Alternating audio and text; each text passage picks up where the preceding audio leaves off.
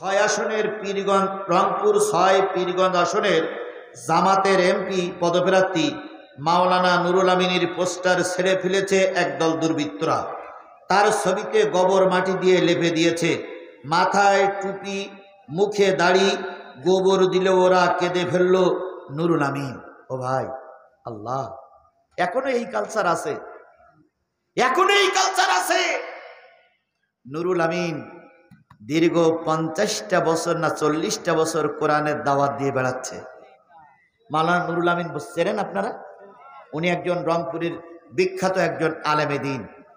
বাংলাদেশ মাজলিসুল মুফাসসির মানে একটা আলেমদের একটা সংগঠন আছে, বক্তাদের একটা সংগঠন আছে। ওই সংগঠনের তিনি হচ্ছেন কেন্দ্রীয় সেক্রেটারি জেনারেল। তার মাথায় কি আছে? টুপি আছে। মুখে কি আছে? গায়ে কি আছে?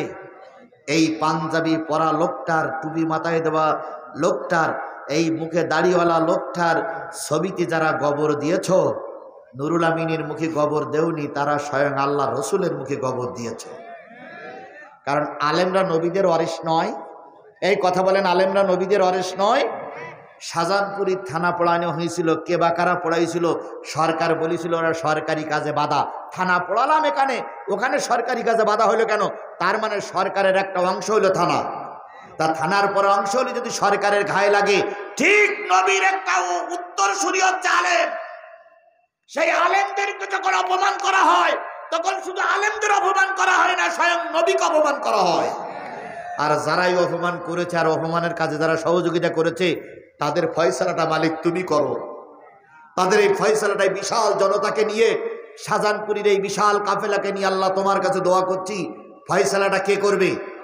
ফয়সালাটা কে করবে? ফয়সালাটা কে করবে? আগামী নির্বাচনে নুরুল আমিন ভাইকে যেন বিজয় দিয়ে আল্লাহর চূড়ান্ত একটা শিক্ষা জাতির সামনে উপহার দেন, আমিন। আচ্ছা, আবার আরেকটা দুঃখের সংবাদ বলবো। আচ্ছা, মিজানুর রহমান আজারির মতন ভালো জনপ্রিয় ব্যক্তি সাইদির পর আর কেউ আছে? তিনি গত বছর কয়েকটা প্রোগ্রাম করেছিলেন, আর গত বছর এই প্রোগ্রামে কিছু লোক বাধা সৃষ্টি করেছিল। তাই তিনি মনের কষ্টে, মনের দুঃখে সিদ্ধান্ত নিয়েছে এবার আর তিনি বাংলাদেশে কোনো প্রোগ্রাম করবেন না। আচ্ছা, এগুলো কি আমাদের জন্য ক্ষতি হয়েছে না লাভ হয়েছে? ক্ষতি হয়েছে। এই ক্ষতির হাত থেকে আল্লাহ পাক আমাদের হেফাজত করুক, হেফাজত করুক। বাংলাদেশের একজন বিরাট দলের সিনিয়র নেতা, তার পায়ে ধরে এক পুলিশ সালাম করেছে। সালাম করার কারণে সেই পুলিশকে এখান থেকে ক্লোজ করে অন্য জায়গায় বদলি করেছে। তাহলে পুলিশ এখনো দালাল পুলিশ আছে। এই দালাল পুলিশদের কাছে বলি, দালালি না করে কার দালালি করো? আল্লাহর দালালি করো, বাংলাদেশের জনগণের দালালি করো, কোনো পার্টির দালালি করো না। আল্লাহ পাক আমাদের সবাইকে কবুল করুক। বেঁচে থাকলে আবারও দেখা হবে। আমার সামনে একটা মাহফিল আছে, মানিকদ্বীপা ফকিরপাড়া, 12 তারিখ, 12ই ডিসেম্বর। 12ই ডিসেম্বর সবাইকে দিনে দাওয়াত রইল। আস্তাগফিরুল্লাহ রব্বি মিন কুল্লি জামবেও ওয়া আতুবু ইলাইহি লা হাওলা ওয়ালা কুওয়াতা ইল্লা বিল্লাহিল আলিয়্যিল আযীম। এখান থেকে হয়েছে না? ও গোনা হয়ে গেছে। আপনারা যা 10-20 টাকা করে দিয়েছেন, আমি যা দিয়েছি, সব মিলে হয়েছে 7,742 টাকা। 10-20 টাকা থেকে এখানে হয়েছে।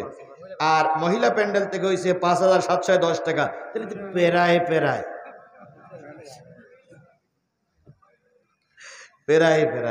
আল্লাহ রহমত করেছে, ওরা 7,000 হয়নি।